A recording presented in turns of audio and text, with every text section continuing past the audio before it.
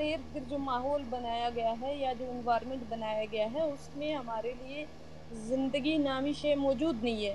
تو ہم زندگی کے لیے جدوجہد کر رہی ہے. ہمارے لوگ جو ہم سے پہلے انہوں نے جدوجہد کی ہے چاہے ان کے ساتھ جو بھی ہوا، اور ان تمام چیزوں کو دیکھ کے اس کے بعد پھر ہماری نسل آتی ہے اور یہی جدوجہد جاری رکھتی ہے.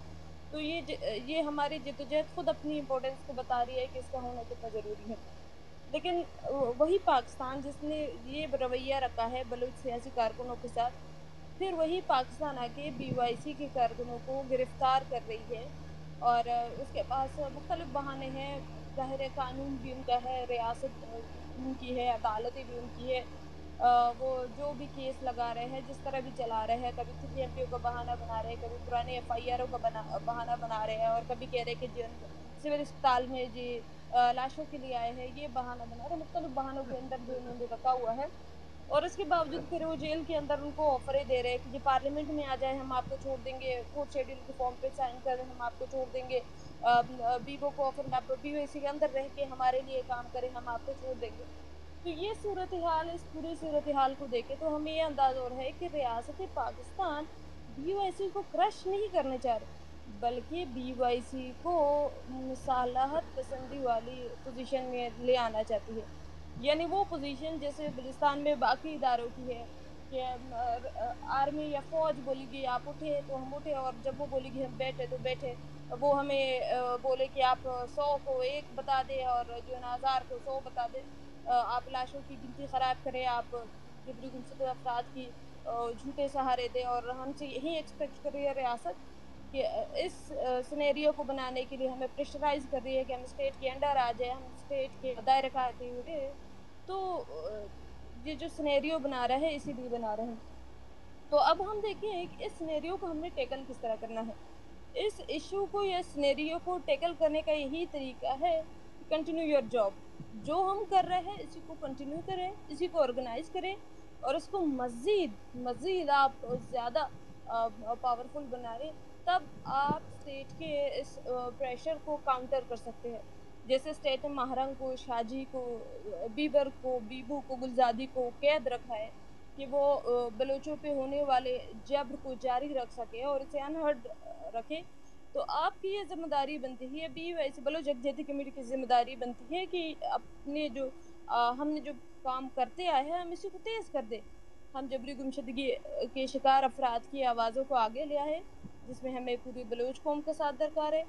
جتنے بھی لوگ جبری گمشدہ ہوتے ہیں فوری طور پر ان کے کیسز کو رپورٹ کیا جائے.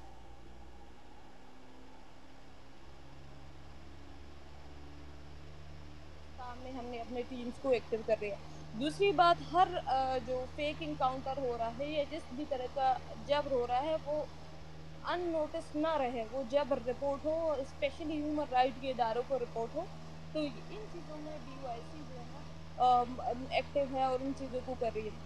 تو جو میری بات کے کہنے کا مقصد ہے، میں آج ایک بک بھی پڑھ رہی تھی کہ ڈونٹ اسکریم، آرگنائز.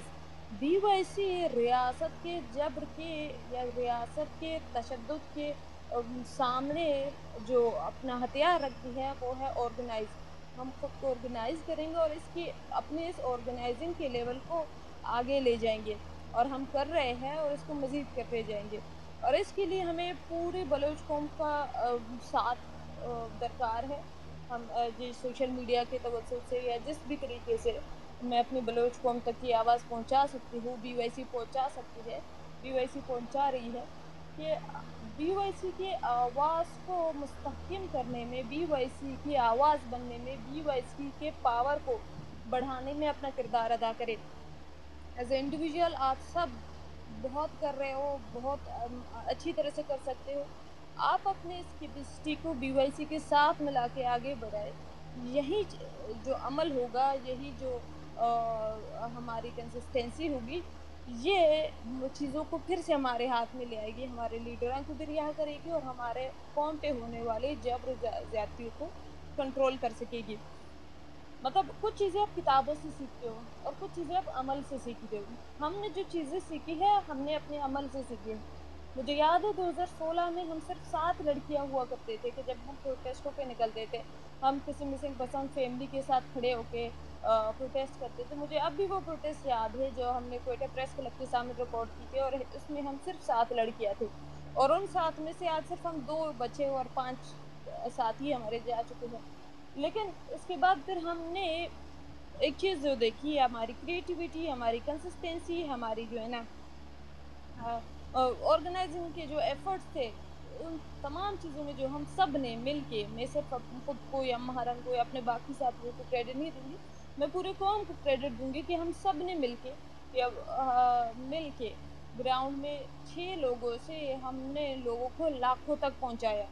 जब पूरी दुनिया ने देखा, पूरे बलूचिस्तान ने देखा इस उम्मीद को जो हमने खुद पैदा किया, इस उम्मीद को या इन चीज़ों को लाने वाले हम खुद थे, किसी बैरूनी कुव्वत ने हमें नहीं दी, और ये हमारा अमल था।